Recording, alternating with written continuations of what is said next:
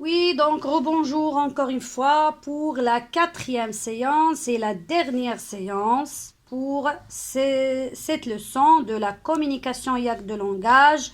Toujours l'objectif c'est exprimer son point de vue et le défendre. Et toujours la 4e séance, on passe à la rubrique je produis et on essaye d'exploiter l'image que nous avons. Donc d'abord, vous devez la mettre dans le tableau, soit l'agrandir, soit que vous assurez, soit que vous assurez que tous les élèves ont le manuel, le livret de français et qu'ils regardent attentivement l'image. D'accord? Donc, la première question qu'on doit poser, c'est qu'est-ce que vous voyez sur l'image? Oui, c'est très bien. Donc, la consigne, j'observe l'image et j'exprime mon point de vue en le défendant. C'est-à-dire, qu'est-ce qu'on voit ici?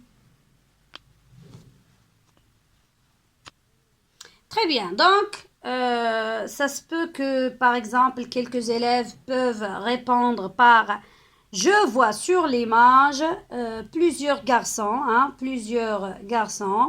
qui sont en train de regarder des tablettes, ou bien de manipuler des tablettes, ainsi de suite. C'est bien. Donc ici, le point de vue, on va parler maintenant des avantages et des inconvénients de la tablette. D'accord? Ou bien, c'est pas seulement la tablette, ce sont le matériel, c'est pas le matériel informatique, ce sont les smartphones et les tablettes, c'est-à-dire les produits électroniques en général.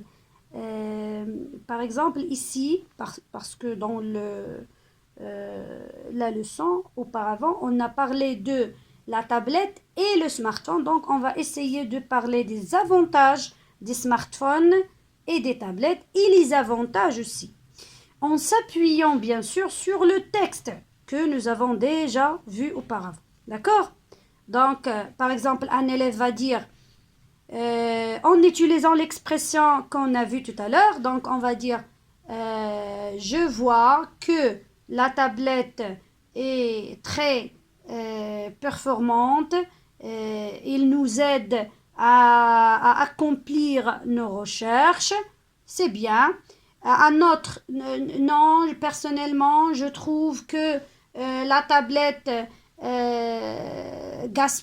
nous gaspille de temps et on devient, par exemple, attachant à cet outil-là. Donc, on peut accepter toutes les réponses.